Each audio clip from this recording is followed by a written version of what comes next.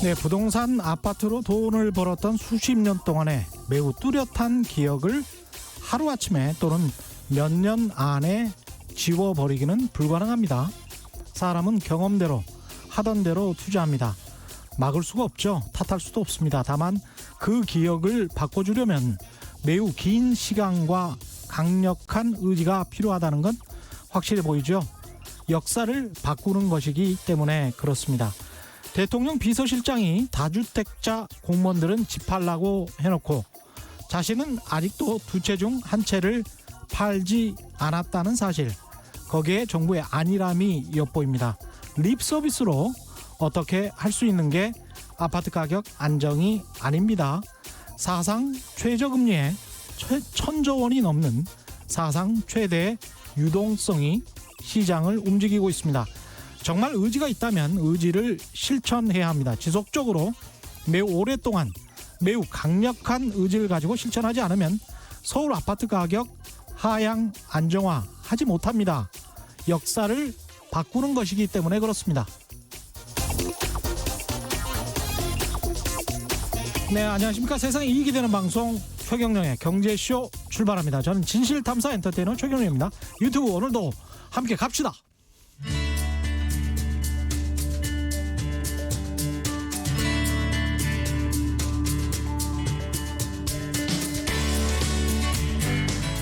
경제방송 아무거나 들으면 큰일 납니다. 듣고 또 들어도 탈이 나지 않는 최경영의 경제쇼. 네, 금요일 최경영의 경제쇼에서는 오늘 특별한 분을 모셨습니다. 가치투자의 대가, 한국의 워런 버핏이라고 불리는 분이고요.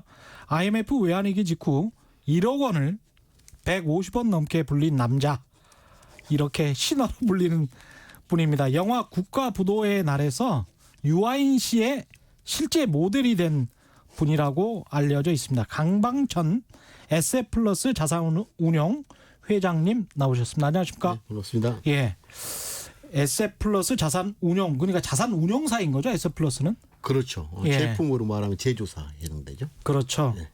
그 자산운용사 대표님이 나오시는 거는 처음인 것 같습니다. 저희 스튜디오에는. 아, 그래요? 예, 대개는 이제 애널리스트나 리서치. 존리 대표. 존리 대표는 많이 나오셨죠. 그렇죠. 그렇죠. 그렇죠.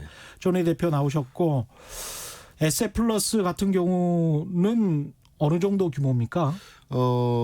저희 회사 사실 이제 운용사 이제 숫자는 그 해석되지 않는 숫자. 예. 해석을 해야 되는데. 예. 이제 해석지 않는 숫자로서 한 1조 7천억. 1조 7천억 정도. 근데 이제 해석을 하자면 예. 그게 이제 채권이 아니고 전부 다 주식이라는 것. 아, 주식만 1조 7천억을 예. 운영하는 회사. 그렇죠. 거기에다가 기관 돈보다는 공모펀드가 거의 다가 라는 점에서 조금 이제 다르죠. 그래서 사람들의 공모로 펀드를 모아서 그렇죠. 대중의 신뢰가 굉장히 중요하겠습니다. 중요합니다. 네. 예. 이거는 사실입니까? 유아인 씨의 실제 모델이었다. 국가부도의 날. IMF 외환위기 직후에 1억 원을 150원 넘게 불렸다. 이거는. 글쎄 저는 잘 모르겠어요. 아, 그래요? 네, 뭐 두세 그런 분의 기자분이 예, 그런 사실이 있긴 있습니까? 1억 원을 150억 원 넘게 불린. 사실은 있죠. 아, 그래요? 근데 예. 제가 이제 매니저들한테 예. 그 인생 살면서 특히 매니저, 예. 펀드 매니저 두 가지에 좀 더 그 뭐죠? 그 매력을 느꼈으면 좋겠다. 예. 과거보다는 미래.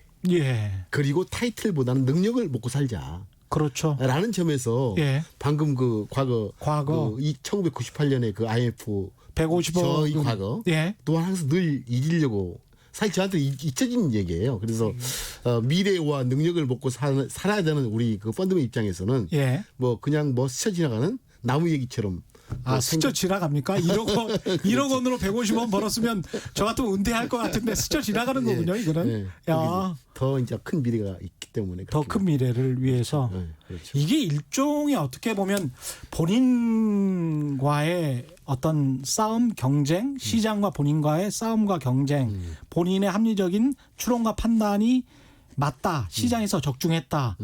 그럴 때 느끼는 어떤 짜릿함, 그런 것 때문에 자산 운용의 매력이 있는 건가요?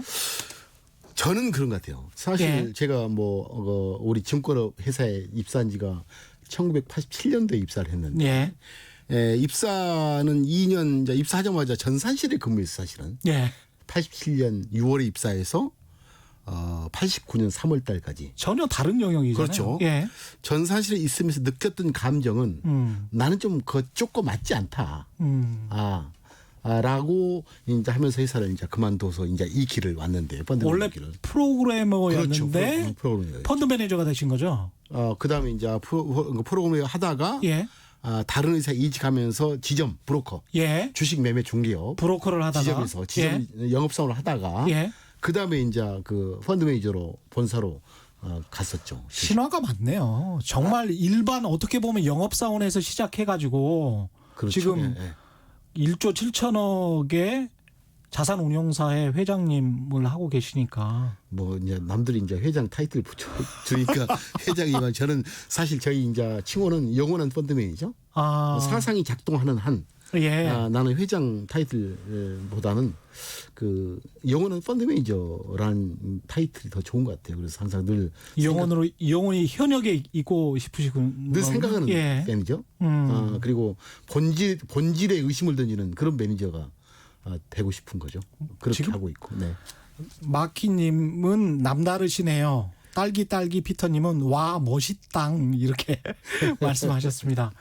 이번에 코로나 사태 굉장히 좀 심각하게 보고는 있는데 주식시장은 이제 오히려 반등폭이 굉장히 크고 지금 거의 다 회복이 된 상태입니다.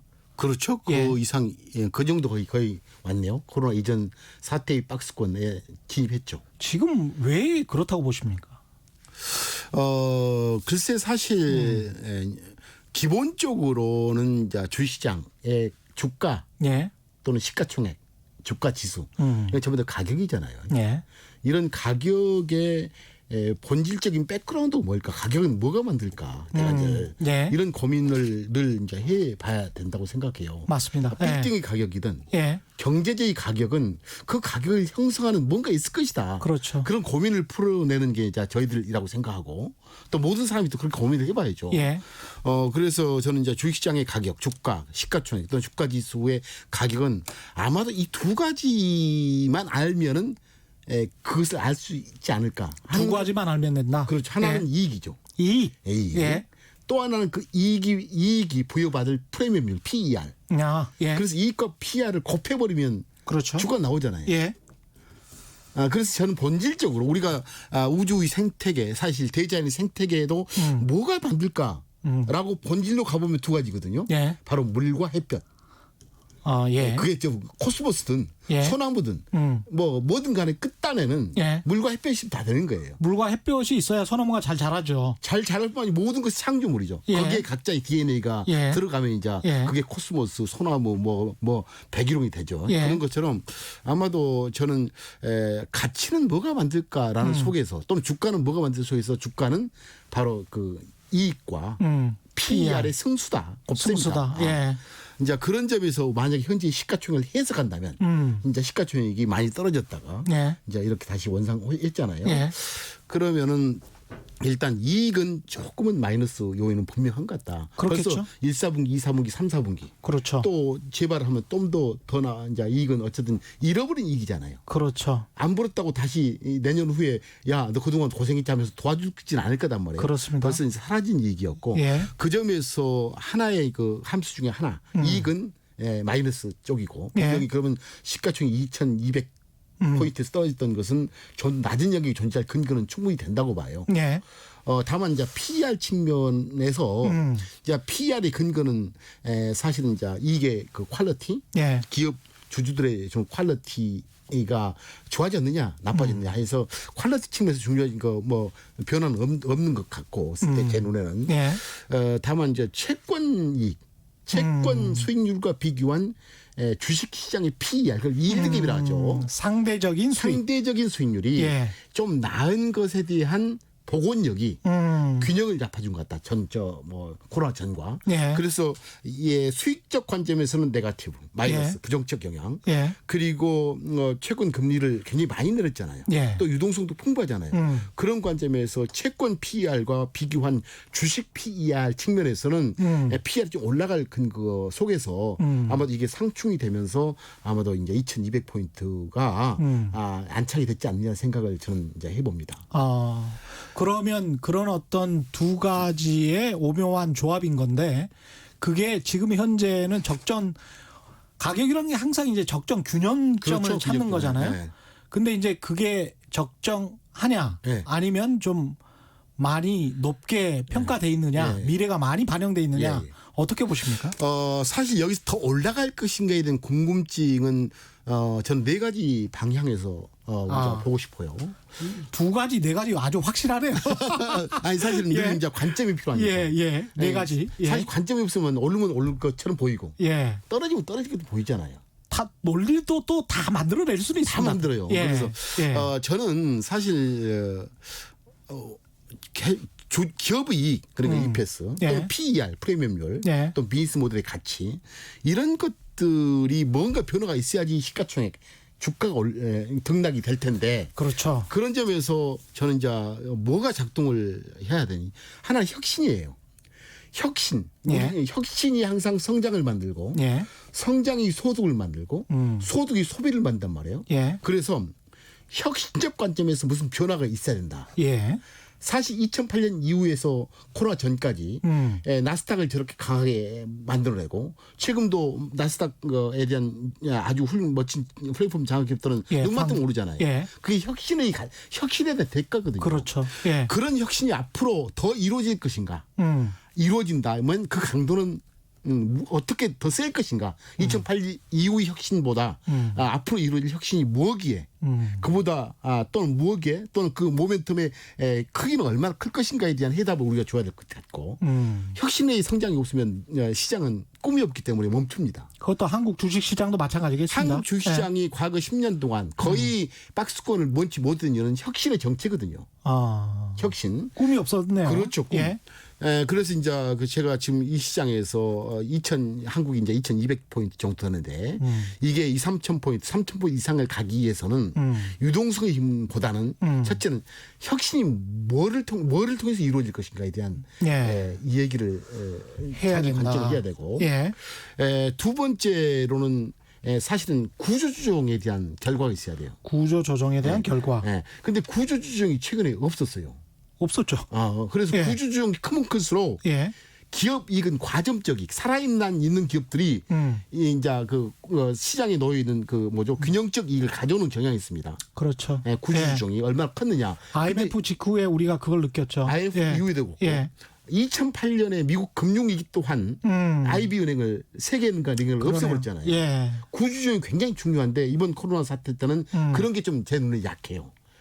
구조조정이 없었던 거. 그래서 주저주저 하고 있죠. 모든 정부에서. 예. 그렇죠. 전 세계의 많은 나라가 유보된 구조조정. 아마도 이게 미래에 혹시 악재가 아닐까 하는 생각을 저는 해본데. 이게 이제 구조조정이 있었느냐 없었느냐. 예. 있었으면 더 많이 갈 텐데. 그렇겠습니다. 예? 예. 없었으니까 저는 오를 힘은 크진 않다.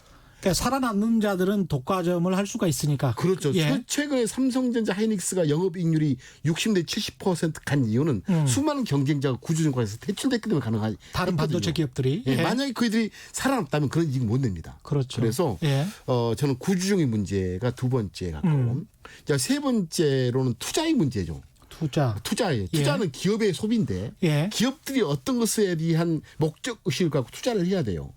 아마도 이런 투자가 앞으로 진짜 어떤 쪽에서 많이 이루어질지에 대한 해답이 없다면 시장은 멈출 것이다라는 생각을 하고요. 이 부분이 아마도 우리가 그 차화정이라고 얘기했던 2009년 아마도 2006년, 7년, 8년, 9년, 10년은 차화정 장세가 중국의 있었죠. 투자 경제가 이끈 세계적 그 이익 상승 효과죠. 맞습니다. 그렇죠. 예. 투자. 근데 저는 최근에 금리가 0%에 수렴하는 것은 아마도 그런 투자는 없다. 라는 메시지가 아닐까. 예. 왜냐하면 투자가 있다는 수는 돈에 대한 수요가 그렇죠. 있다는 거고 예. 돈에 대한 수요가 있다는 있으면 금리는 금리 올라가거든요. 올라가겠죠. 그래서 예. 그런 점에서 아마도 금리의 저런 현상은 아마도 강한 투자가 없다. 예. 상식다는 점에 동의를 해야 되지 않겠는 생각을 해보고요. 세 번째도 사실 이제 위로 올릴 근거는 약해진 거죠. 약해지네요. 그렇죠. 예. 자, 네 번째가 소비 문제예요. 소비력. 가계 소비. 네, 가계 예. 소비, 민간 소비죠. 세 번째가 이제 기업 소비라고 한다면 예. 투자를. 네 번째 소비 측면에서도 과거의 기울기값 항상 평형적으로 이루어지던 잠재적 자연 증가율은 소비가 존재하거든요. 예. 그렇죠. 가끔 조금은 플렉션이 있겠죠. 그렇죠. 최근에 이연된 소비가 있었죠. 예. 그러니까 이연된 소비 플러스 정부가 보조해주던 재난기금 소비가 이제 더해지면서 근데 소비적 관점에서 과거보다 훨씬 높은 소비가 있을 것인가에 대해서 저는 좀 회의적이에요. 그렇죠. 과거보다. 그럼 점프된 소비가 뭐가 있느냐. 예. 그래서 저는 첫째 혁신, 두 번째가 사실 구조조정, 세 번째가 예. 기업의 소비, 예. 네 번째가 민간 소비라면 예. 두 번째, 세 번째, 네 번째에서의 추가적인 상승을 발견할 중요한 근거는 찾기 힘들다.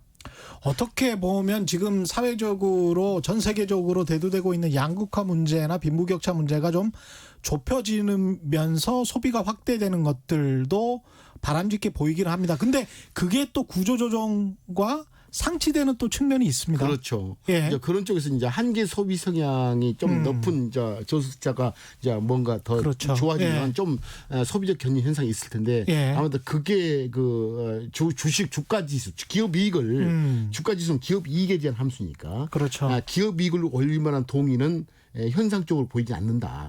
다만 이제 최근에도 알다시피 보복적 소비에 의한 예. 그게 만약에 하이엔드 그렇죠. 고급 소비재에 예. 간다면 이제 그쪽은 영향을 받겠지만 또는 필수 소비재 같은 경우는 그래서 어쨌든 하고 두 번째, 세 번째, 네 번째의 요인으로 봤을 때 주가가 여기서 점핑하기는 힘들 것 같고 예. 첫 번째 혁신의 관점에서 뭐가 어떤 유형의 혁신이 나올 것인가에 예. 대한 답을 예. 해야 되고 그 모멘텀이 진짜 2008년 이후 스티브 잡스가 만들어놓은 이런 엄청난 생태계의 예. 혁신보다 더 셀 것인가의 문제에 있어서 이제 우리가 답을 해야 되는데 아무래도 혁신의 방향성은 제가 봐서는 이제 인공지능, 빅데이터를 기초로 인공지능 예. 쪽 예. 하고 에너지에 대한 전환. 그러니까 지금까지는 탄소를 함유하는 그렇죠. 에너지 시대에서 예. 최초로 탄소가 이탈되는 에너지 H2 이런 에너지 전환이 미래 혁신의 주도가 될 것 같다는 생각은 해봐요. 근데 그게 또 어떻게 보면 제가 너무 음모론적으로 해석하는 건지도 모르겠습니다만은 90년대에 실제로 이제 그런 다큐멘터리도 있었습니다. 누가 전기차를 죽였는가라고 해서 미국 GM에서 실제로 전기차를 만들었는데 연방정부하고 캘리포니아 주정부가 아마도 이제 자동차 제조업체 그다음에 석유 회사들의 로비 때문에 전기차 생산을 스톱시켰단 말이죠. 잘 만들 수 있었는데 지금 같은 상황에서 이제 전기차와 수소차 새로운 에너지를 말씀하셔서 그걸 이제 정부에서 보조를 많이 해주고 있고 전 세계적으로 붐이 일어나고 있는데 그게 어떤 기후 환경의 변화의 임계점에 달아서 그런 건지 아니면 경제적인 어떤 필요 전 세계적인 경제적 필요에서 뭔가 한계점에 달해서 이게 이런 쪽으로 한번 혁신을 끌고 가보자 아니면 대중의 소비를 가져와 보자 이런 어떤 노름인지 억지 노름일 수 있는 건데 어떻게 생각하십니까 그런 거는? 글쎄 제가 봐서는 이제 전기차는 기존 패러다임 내에서의 전환 이거 진정한 혁신으로 그는 아닌 것 같다는 생각을 해봐요. 예. 전기차 여전히 탄소 지향적인 탄소 속에서 이제 나오는 것일 뿐이고 다만 수소 경제는 다른 차원의 문제 같아요. 그러니까 수소 경제는 다른 차원이고 또 수소 경제를 견인할 수 있는 가장 중요한 게 수소의 획득 문제예요. 획득. 그렇죠. 수소의 획득이란 말이에요. 어떻게 만드느냐. 어떻게 만드느냐. 근데 아이러니하게도 가장 비효율적인 수소 획득 방법이 물분해였어요. 수전해였죠. 예, 맞습니다. 근데 수전에 있어서 저는 이상한 현상을 저는 이제 보고 싶어요. 가장 비쌌다는 수소 획득 방법으로 수전해가 오히려 가장 싸진 방법이 아닐까라는 생각을 해봐요. 바로 그게 저는 재생에너지, 신재생에너지. 그러니까 풍력과 뭐죠 태양광에 예. 대한 그 발전 포설 용량이 급속도로 최근 4, 5년 사이에 증가했거든요. 특히 유럽 지역에서 예. 또는 미국 서부 지역에서. 예. 최근 자료에 의하면 독일 같은 경우는 40%가 신재생 에너지예요. 자, 신재생 에너지에서 나오는 전기는 잉여 전력이 생기면 그런 원가가 제로거든요. 그렇습니다. 버리는 에너지 때문에. 그렇습니다. 그러면 거기서 원래 버렸던 겁니다. 그럼 그게. 버렸던 예. 거죠. 예. 그러면 그 잉여 전력으로 만들어진 수전을 통한 수소 획득 원가는 거의 제로란 소리예요. 그렇습니다. 아이러니하죠. 예. 그러니까 가장 비쌌던 수소 가격이 가장 싸질 수 있는 근거가 바로 재생에너지의 최근 급격한 용량 증가가 아마도 수소의 획득을 진짜 베이스로 깔게 만드는 현상을 야기할 것이고. 근데 문제는 이 신재생 에너지를 하면 설치해 놓으면 예. 원가가 제로니까 그렇죠. 변동비가 제로니까 예. 생산 안 할 이유도 없어요. 그렇죠? 그렇습니다. 예. 기존 것은 예. 생산하면 원가가 변동비가 들잖아요. 그렇습니다. 생산 그러니까 어느 강조의 일정 판매 가격이 떨어지면 변동비를 커버하지 못하면 생산 안 하잖아요. 예. 근데 이 신재생의 특성상 일단 무조건 포설을 해놓으면 설비 용량을 만들어 오면 기본적으로 아웃풋을 전력을 만들어야 되고 항상 잉여 전력은 있고 예. 그 잉여 전력을 그동안 ECC를 통해서 보관하려고 했는데 예. 수소로 보관하면 아주 좋은 거거든요. 예. 근데 수소로 보관하려 했는데 그동안 비쌌다 뭐 다른 것들이. 예. 그래서 저는 수소 에너지에 대한 전환을 굉장히 중요한 혁명으로 보는 이유는 아마도 최근에 전 세계적으로 계속 증가하고 있는 암묵적으로 증가하고 있는 신재생 에너지 현상을 달리 해석해야 된다. 이거는 재생 에너지 문제가 아니고 기존 탄소 에너지를 H2 사회로 옮기는 H2 사회로 옮기는 중요한 뭐죠? 그 뭐랄까 그 촉매자? 예. 아니면은 촉매. 그러니까 저는 이 신재생 에너지라는 단어가 저는 2008년 그 스티브 잡스의 탄생이 사실 현지 플랫폼 기업을 만들어내는 기본 도구였거든요. 예. 그 사상이. 예. 저는 이걸 휴대폰. 예. 네 번째 생산 요소 모바일 디지털 네트워크라고 얘기를 하는데 예. 새로운 토지. 예. 네 번째 생산 요소로서의 2008년 이전과 이후는 다르다.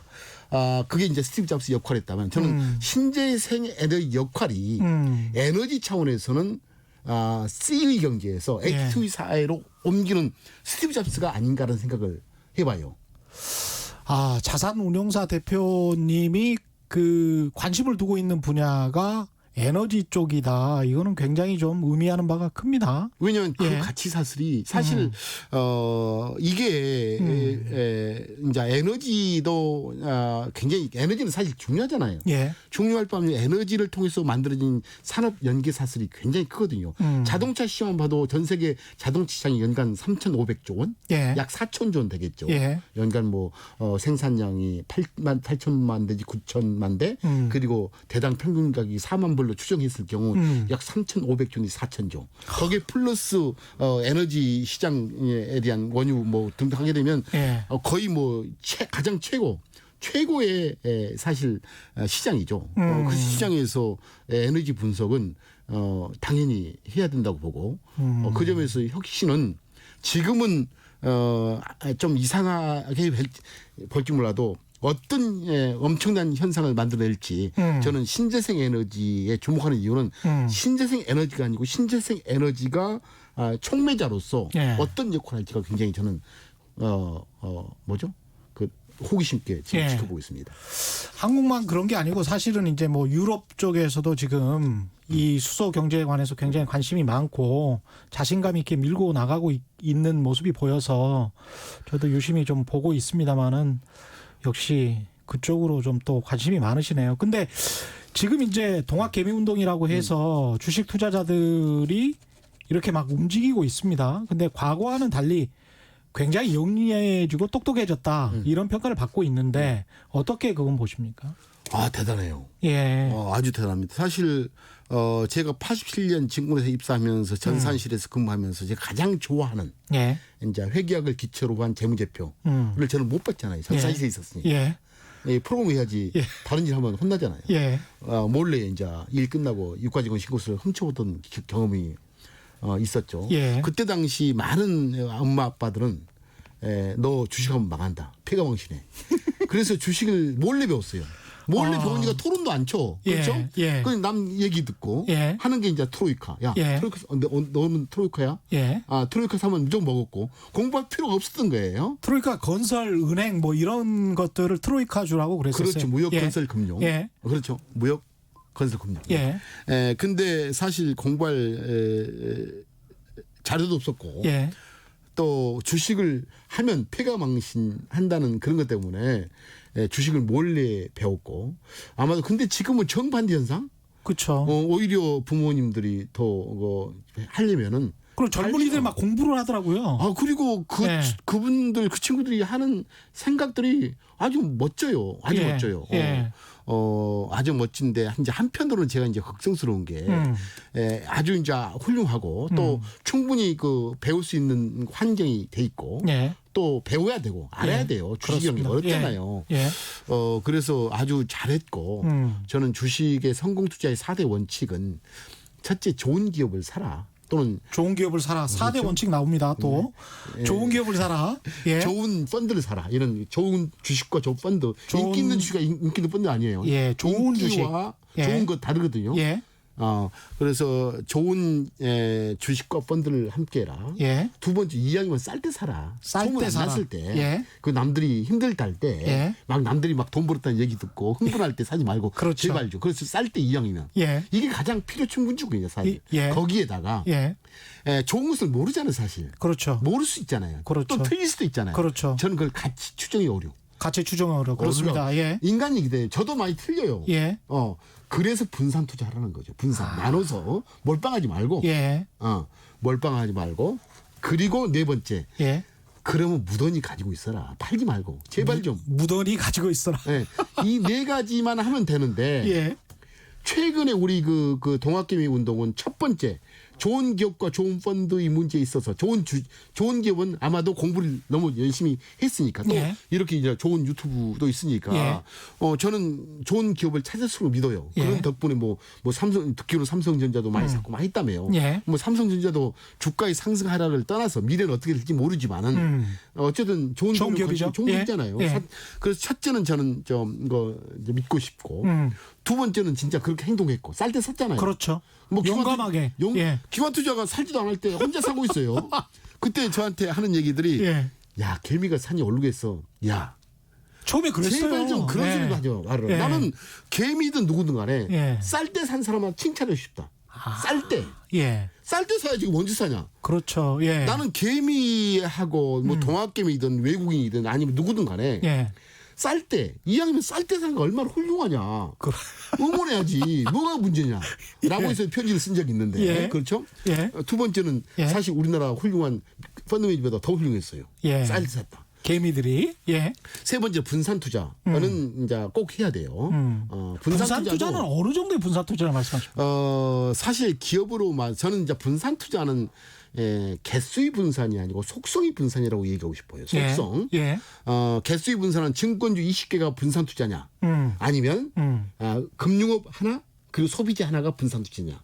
종목 두 개여도 후자거든요. 그렇죠. 그래서 그런 속성이 다른다는 전제 속에서 서너 개, 네댓 개면 되지 않겠느냐. 사실 속성으로 분려보면 업종으로 한국에 뭐 대분류면 뭐 30개, 소분류면 100개까지 하지만은 그렇습니다. 속성으로 이렇게 정립을 해보면 플랫폼 속성, 뭐 소비재 속성, 뭐 기술적 속성 이렇게 해놓으면 속성을 나누는 방법도 뭐 남들이 나누는 방법으로 할 필요 없어요. 뭐 MSCI 뭐 속성 분석, 뭐 업종 분류와 팔 필요 자기가 관점을 가지면 되거든요. 그렇습니다. 그런 점에서 자기 나름대로의 속성은 이것과 이게 달라. 그리고 나의 관점에서 속성 10개 하면 10개 사는 거고 10개에서 더 나은 것 뭐 7개 뭐 그래서 저는 서너 개, 네댓 개 사야 될 것 같고 펀드도 마찬가지예요. 서너 개, 너댓 개의 기업들 또는 가령 뭐 속성으로 따진다면 내수주다. 내수주 수출주. 내수주 수출주. 플랫폼 이렇게. 뭐 IT 뭐 그렇죠. 소비재 뭐 그렇게 하면 되겠네요. 뭐 금융 뭐 해야 되고. 그리고 이제 그렇다면 네 번째 오래 가지고 있다가 많이 얼른 팔아라. 많이 얼른 팔면 많이 얼른 거. 아, 왜 이렇게 쉽지? 이러면 그냥 돈 버는 거 아니에요? 그냥 벌죠. 근데 전 거꾸로 한 것 같아. 자, 좋은 기업보다 인기 있는 거. 저한테 테마주 뭐. 테마주 뭐 비법이 아니고 저는 상식이거든요. 예. 다 아는 얘기잖아요. 예. 상식이에요. 근데 상식을 안 믿어. 주식시장은 비법이 있는 줄 알아요. 천만에 원. 비법이 아니고 상식이다. 근데 이게 실천하기가 굉장히 어렵습니다, 사실은. 그래서 예. 사실 성공 투자는 우리 존니 대표도 투자의 자세예요, 자세. 예. 비법이 아니에요. 아무리 잘 알아도 막 사가지고 예. 일주일에 팔아버리고 아무리 좋은 기업도 습관이거든요. 사람이 마음이 계속 흔들리잖아요. 그 땅 가지고 재산세까지 물면서 땅은 난 20년 가지고 있으면서 난 그래서 전광판의 시세를 없애고 싶어요. 가격이 있으니까 그런 것 같아. 그래서 재산세 땅을 가지고 재산세를 내면서도 땅은 20년 30년 가지고 있네요. 그렇죠. 예. 근데 이거 배당도 주면서 예. 일주일 가지고 있어요. 배당도 주는데 배당도 못 받고 일주일만 가지고 네. 있고 판다. 네. 예. 그래서 참 예. 여러모로 그 세금도 없잖아요. 이거는. 예, 세금도 없. 근데 뭐 2023년부터 2023년부터 있다고는 하지만 2천만 원 입금에 대해서 이제 예. 그 면제를 해준다 하죠. 어쨌든 하고 1년에 2천만 원 벌 수 있을 정도의 고수면 그렇죠. 예. 그래서 상당한 고수들입니다. 예. 어쨌든 여러 가지 점에서 저는 유동성 측면, 그 세제 측면, 여러 가지 점에서 저는 주식이 부동산보다 비교 우위다라고 함에도 불구하고 예. 한국의 그 가계 부분의 자산이 사실 좀 이상하게 지금 꼬여 있잖아요. 예. 부동산으로. 예. 그래서 참 아쉽기는 하는데 예. 지금 이 방식 네 가지 원칙을 지키고 이 원칙은 원칙이 문제이기보다는 다 아는 상식이 얘기고. 인기 있는 주식 말고 좋은 기업을 사라. 쌀 때 사라. 비쌀 때가 아닌 쌀 때 사라. 쌀 때 사라. 그리고 몰빵하지 말고 분산 투자하라. 분산 하라. 그리고 뭐 하루 매일 하지 말고 오래 가지고 전부 다 오래 가지고 있어라. 예. 근데 이제 거꾸로 한번 해보시죠. 예. 그냥 그 오래 가지고 인기 있는 것을 인기 있는 걸 사고 비쌀 때 사고 그다음에 몰빵 투자하고 그다음에 빨리빨리 사고 팔고. 그럼 어떻게 되겠어요? 망하는 거네요. 망하는 거죠. 예. 망한 것이 정반대 상식이라는 거예요. 그래서 이런 습관을 좀 그랬으면 좋겠고 다만 이제 이번 동학개미 운동 이제 우리 투자가들이 정말로 공부 열심히 해서 잘 하신 것 같고요. 예. 다만 이제 그 이번에 그 성과가 예. 한 50% 정도는 용기에 대한 대가 말 그대로 이제 우리 앵커님께서 뭐 1,500포인트에 남들 사지 않을 때 그렇죠. 또 예. 엄청나게 단기가 올랐잖아요. 예. 아마도 그런 게 나의 실력일까? 라는 그런 걸로 전부 다 자기화한다면 착각할 수 있습니다. 한다면 예. 미래에 예. 더 안 좋은 결과가 있겠다는 생각을 해봐요. 그래서 이 말씀 꼭 들으셔야 돼요. 지금 예. 최근 2, 3개월 정도 그 높은 수익이 주식이 쉽네. 나 전문가보다 훨씬 나. 펀드보다 훨씬 나았구나. 펀드 뭐 해봤자 20%던데. 본인이 다 워런 버핏인지를 지금 착각하고 있습니다. 그래서 예. 저는 그런 거 또 정말 잘하셨는데 너무 쉽게 보고 너무 단기적으로 수익률이 이렇게 많이 나는구나 좋네 하면서 더 큰 돈을 그리고 펀드까지 해제해버리고 하는 그 직접 투자 올인 경향이 저는 더 위험하지 않느냐 생각을 해봅니다. 사실 직접 투자와 간접 투자의 병행. 그렇죠. 또 직접 투자도 종목 4개, 5개의 분산. 그렇죠. 그리고 펀드도 한 개가 아닌 서너 개의 분산. 이렇게 해서 다 이 속성이를 이렇게 나누면 저는 진정 그 성공한 투자자. 또 한국 분들은 저는 DNA가 투자를 잘할 분들이에요. 그렇죠. 리스크 테이킹을 좀. 리스크도 위험도 선호하고 배팅하고. 그래서 저는 정말 잘한다. 다만 문제는 이번 3개월의 성과를 가지고 뭐죠? 전 진정 모든 게 그 실력으로 얘기하기에는 조금은 더 준비 기간이 필요하다. 그럼요. 또 그리고 분산이 더더욱 필요하다는 생각을 해봅니다. 외국처럼 인생 전체에서 주식 투자를 해야 되는 측면도 있으니까요. 맞습니다. 그 부동산에 관한 불패 신화 때문에 우리가 이제 주식 시장이 계속 박스권에 머물러 있었던 기억도 있고 부동산을 여전히 선호하는 분들도 많습니다. 특히 자산가 분들도 그렇고. 근데 앞으로의 세상은 어떻게 좀 바뀔 것 같습니까? 근데 바뀐다고 해놓고 또 안 바뀌고 그런 게 수십 년이라. 그래도 그걸 견뎌야죠. 사실은 그게 관점이 중요해요. 꼭 이럴 때 꼭대기 사는 경향이 있습니다. 그렇죠? 네 말 듣고 부동산 안 샀는데 계속 오르더라. 다 사버리고 그럼 꼭 항상 걸리거든요. 그렇죠. 주식 펀드도 과거에 안 하다가 남들 소문 듣고 마지막에 사서 손해보 그 꼭대기 사면 비쌀 때 사면 결국은 손해본 다음에 주식 펀드는 필패야. 부동산은 불패야. 이런 구도 속에서 움직인단 말이에요. 그랬습니다. 예. 그래서 그나마 최근에 주식이 필패는 아니네. 괜찮네. 예. 라고 이제 보여줬잖아요. 그렇죠. 제가 봐서는 누가 말해도 부동산보다는 주식이 낫다. 좋은 기업이라는 전제 속에서요. 그렇죠? 예. 좋은 기업이라는 전제 속에서 사회적 가치적 측면에서도 낫고 그런데 이제 부동산에 제가 얘기를 좀 이제 제가 전문가는 아니지만 제 예. 생각으로는 일단 뭐가 올리기 위해서는 잠재적 수요가 잠재적 수요. 예. 제가 한국 이동통신을 90년에 샀습니다. 2만 원에. 지금의 SK텔레콤이죠. 그렇죠. 예. 한국 이동통신. 사실 제가 90년부터 한국 주시장이 계속 내리막이었어요. 예. 그때 거의 유일하게 올린 종목 중 하나예요. 예. 근데 그때 살 때 제가 그때는 비쌌거든요. 예. 그건 카폰이라고 했어요. 예. 한 대당 400만 원이었습니다. 맞아요. 예. 핸드폰이요. 예. 400만 원이니까 이제 수요가 한정됐겠죠. 예. 매출액이 뭐 40억, 50억이었어요. 그러니까 저는 너무 좋은 거예요. 저 내가 카폰 핸드폰 있으면 얼마나 좋을까. 그래서 사면서 제 꿈은 주가 202만 원일 때 사셨어요. 2만 그게 700만 원 갔었죠. 700만 원. 제가 핸드폰을 사면 예. 나는 그 주식을 팔겠다. 그래서 1996년도에 제가 동부증권에서 예. 펀드 매니저를 했었어요. 예. 제가 왔다 갔다 많이 했었거든요. 펀드 매니저 하면서 제가 핸드폰을 샀어요. 96년도에. 96년도에. 그러면서 한국 이동통신을 팔았죠. 그 의미는 뭐냐면 예. 세상에 어떤 것도 잠재적 수요가 있으면 올라요. 잠재적 수요자가 실제 수로 바뀌거든요. 잠재적 수요가 바닥나면 더 못 올라요. 그런 점에서 저는 부동산이 혹시 잠재적 수요가 거의 끝단이 아닌가 생각을 해봐요. 첫째, 수요를 작동시키는 첫째 과거 10년 동안 부동산. 예. 수요를 작동시켜 잠재적 수요를 현실적 수요로 바뀐 게 여신이에요. 내버리지 돈. 예. 금융기관에서 예. 만들어진 대출 총량이 약 아마도 뭐죠? 그 참여정부 시절에 제 기억에는 400조 원. 예. 지금 2,000조잖아요. 예, 그렇습니다. 1,500조 원 정도가 이거 올려놨어요. 아마도 이 돈이 여전히 앞으로도 내버리지. 예. 차입이 늘 것인가, 여신이 늘 것이 부동산 쪽으로. 예. 저는 끝났다 거의. 2,000조에서 더 늘리기는 힘들 것이다. 그 정부의 여신 그 뭐죠? 규제자 없다 하더라도. 없다 하더라도 예. 400조 원 수준에서 2,000조까지 왔던 게 예. 아마도 부동산에 대한 잠재 수요를 완전히 고갈시켰지 않느냐라는 생각을 해보고요. 예. 두 번째로는 사실 이제 우리가 이제 엄마 아빠 60년 제가 60년 베이비붐 세대예요.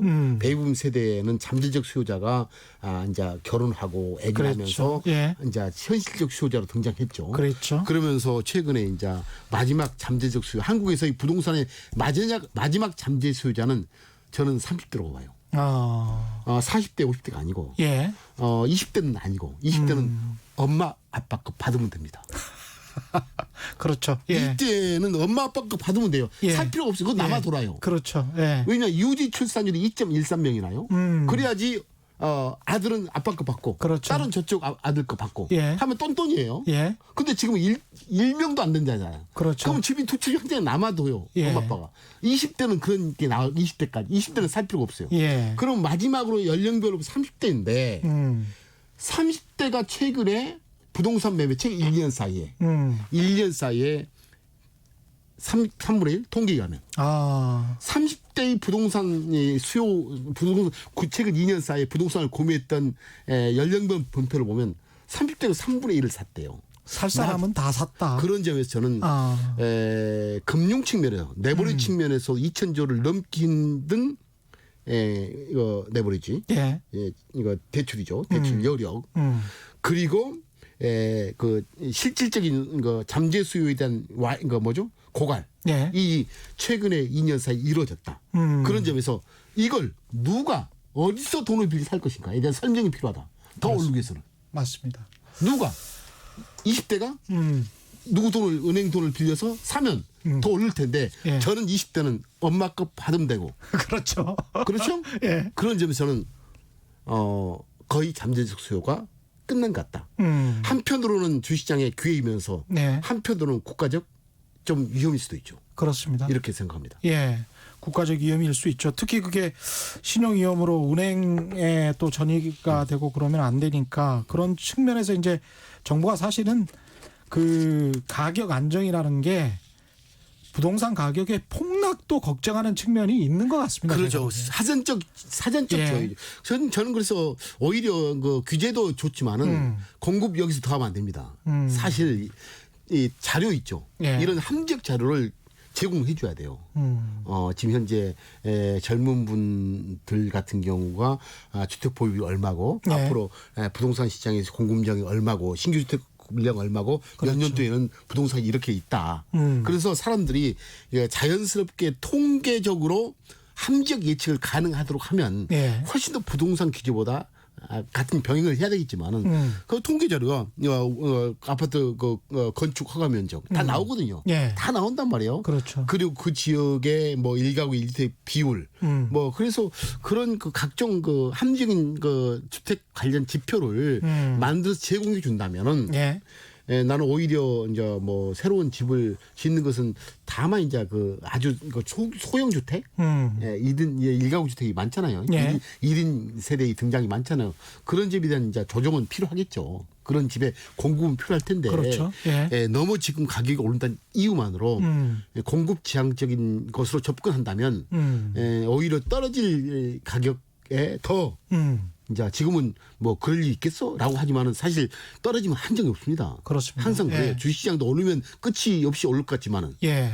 또 떨어지면 그 사람들 조만간 또 옛날 생각 안 해요. 우리 곡소리 나죠. 2,200에 예. 가서 3,000 얘기하다가 예. 코로나 오니까 아무도 안 하고 1,100 끝나잖아요. 그렇죠. 항상 그렇죠. 예. 그래서 그런 점에서 저는 관점이 중요하고 부동산은 저희 관점은 이제 그렇게 말씀.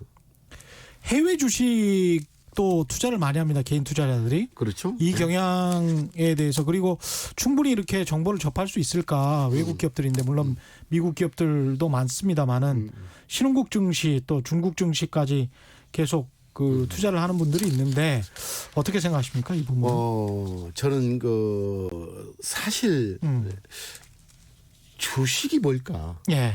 라는 이제 본질적 고민. 항상 저는 본질적 고민을 좀 해봐라. 저는 삶의 파트너다라고 생각합니다. 예. 이번에도 코로나에서 제가 코로나에 대한 의학 전문가도 아니고 하면서도 이제 주식과 함께라는 메시지를 전달했던 부분은 예. 코로나가 주식의 어떤 연결고리에 어떤 영향을 미칠 거라는 생각을 이제 매니저하고 예. 우리 매니저들과 하죠. 예. 자, 우리 삶이 여전히 존재할까? 존재하지 않을까? 이 코로나 때문에 예. 여전히 존재할까? 아니면 삶이 존재하지 않을까? 존재하겠죠. 그렇죠? 존재는. 예. 삶이 존재한다면 예. 삶의 파트너는 존재할 파트너. 예. 삶의 파트너는 제품과 서비스거든요. 그렇죠. 제품과 서비스는 그러면 존재할 것이다. 존재하겠죠. 그렇죠. 예. 제품과 서비스가 존재하면 그 파트너는 기업이에요. 그걸 만들어내니까. 예. 그러면 기업은 존재할 것이다. 그렇습니다. 그렇죠. 예. 그러면 기업이 존재한다면 기업의 이해관계자 예. 집단은 존재한다는 소리예요. 주주는 존재합니다. 기업의 예. 이해관계자는 고객, 예. 소비자죠. 예. 소비자가 이제 물건을 사주면 예. 그 돈 가지고 그 소비자한테 물건을 만들어주는데 공헌했던 분들, 근로자한테 인건비를 주고 예. 채권자한테 이자를 주고 그걸 그렇습니다. 생산 요소 제공자로 얘기하죠. 그리고 이제 토지 제공 이제 렌트비를 지고 예. 나머지 귀속 종속적인 결과물이 주식이 주주잖아요. 그렇습니다. 기업이잖아. 예. 이걸 소유하는 사람이 주주잖아요. 주식이잖아요. 그렇습니다. 예. 그런 점에서 이 삶이 붕괴되지 않는 한 주주는 존재하고 주주가 존재하는 한 주식은 존재한다. 그리고 지금 너무 싸다. 그럼 사지 않느냐? 예. 라는 이제 얘기를 하죠. 그렇죠. 그런 점에서 외국 기업이든 국내 주식이든 간에 그런 점에서 지금 외국 주식도 삶에서 목격되고 그 주식이 그분들이 사는 주식의 제품과 서비스가 삶의 어떤 효용과 가치를 준다면은 예. 또 혁신을 준다면은 함께해라. 그게 주식의 본질이다. 어. 그래서 재무제표가 주는 메시지보다는 재무제표가 주는 메시지로 가치를 보는 것도 하나의 방법이지만은 예. 삶에서 관찰하는 가치가 저는 더 중요하다고 봐요. 만약에 테슬라 주식을 본다면 테슬라가 2010년 7월 달에 상장이 된 이후에 가끔 소폭의 흑자가 난 것을 뺀다면 거의 36분기 적자예요. 네. 재무제표적으로는. 그런데 지금은 사상 최고치의 시가총액을 더이다도 제쳤으니까 그렇죠. 하잖아요. 예. 대관절 이건 뭘까 대관절? 삶에서 우리 삶의 어떤 미래를 바꾸겠다는 투자가의 어떤 신념이 작동된 거거든요, 사실은. 예? 그래서 저는 이제 이 우리 투자가들이 저는 국내 주식을 살 때도 삶을 지탱하는 그 사람들, 그래서 그 우리 소비자들의 눈을 지배하고 삶을 지배하고 무엇을 지배하면 그 기업과 함께할 생각을 해라. 내가 우리 그 주식 제가 좋아하는 이유는 저는 어디 가서도 내가 물건을 살 때 그 기업을 좋아하잖아요. 그 기업을 보잖아요. 저 기업이 뭐지? 저 기업이 주주가 됐으면 좋겠다. 그 주주 될 수 있잖아요. 제가 야, 너 애플 직원이 되는 게 좋아. 애플 제가 돈 벌려면 돈 잘 버는 사람과 함께해라. 그렇죠. 돈 잘 버는 기업과 함께하라. 그렇잖아요. 너 망하려면 망할 기업과 함께해라. 그렇잖아요. 근데 돈 잘 버는 기업과 함께하는 방법은 4가지가 있어요. 예. 또 4가지가 있습니까? 그렇죠. 예. 첫째 직원이 되는 길. 예. 직원이 되는 길. 그렇죠. 직원. 예. 근데 애플 직원 될 수 있어요? 나 영어 못하고. 힘들어요. 면접하기 힘들잖아요. 예. 자, 그 회사 돈을 빌려줘라. 망하지 않을 거 아닙니까? 돈.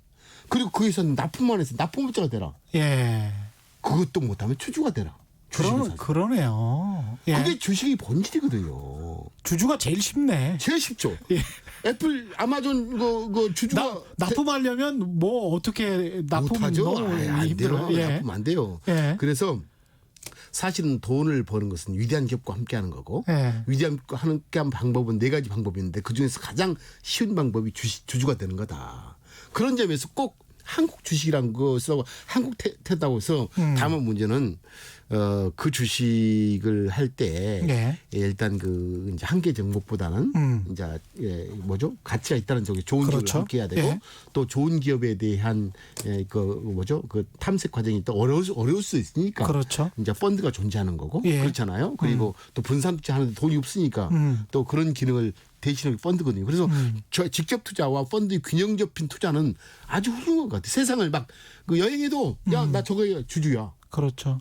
뭐 에르메스 어떤 중국 친구는 에르메스 백 사요. 근데 자기는 에르메스 주식을 가지고 있어. 얼마나 행복합니까? 나는 그 회사 주주인데 내 친구가 지금 그 회사 에르메스 백 사지고 있어요. 행복하잖아요. 요즘 주가는 많이 떨어져. 카니발 같은 경우 세계 최대 크루즈 회사 있잖아요. 70% 빠졌다.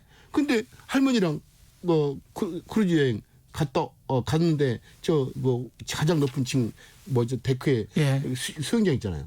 거기서 외국인들은 막 수영하고 있는데 자기는 할머니 손잡고 할머니 이 회사 주입니다 제가.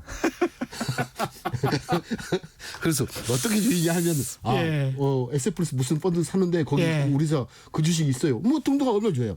스타벅스 마시면서도 나 주주야. 한 잔 더 하자. 시간이 너무 빨리 가가지고요. 회장님 한 번 더 나와주실 거죠? 몇 번 더 나와주십시오. 경제쇼와 경제쇼 플러스가 있으니까 좀 나와주시고 한마디만 이거 답변만 해 주십시오. 강병원님은 월급이 300만 원이라면 10% 정도 투자하면 적절한 걸까요? 이렇게 말씀하셨네요. 한 10초, 20초 남아가지고. 일단은 그분의 그 가처분 서도. 그러니까 300만 원을 받으면 자기가 진짜 필요한 돈이 있으니까. 그렇죠. 여유돈이라면 이 여유돈. 여유돈은 젊었을 때 여유돈이라면 다 알아. 여유돈이라면 다 해라. 그러니까 300만 원 받았는데 어떤 사람은 100만 원 여유돈일 수도 있고 그렇죠. 어떤 분은 10만 원 여유돈 있잖아요. 그렇죠. 여유돈을 지금 금리에 넣을 겁니까? 부동산 살 겁니까? 그래서 여유돈이라면 세상의 위대한 기업과 함께해야 되고 위대한 기업을 담고 있는 펀드와 함께하라. 저는 그리고 연금 회사 가면 연금 있잖아요. 연금 같은 경우는 채권형 하지 말고 빨리 주식으로 바꾸라. 다음에 또 계속 나와 주셔가지고 많은 말씀해 주십시오. 오늘 말씀 감사하고요. 지금까지 강방천 에셋플러스 자산운용 회장과 함께했습니다. 고맙습니다. 예.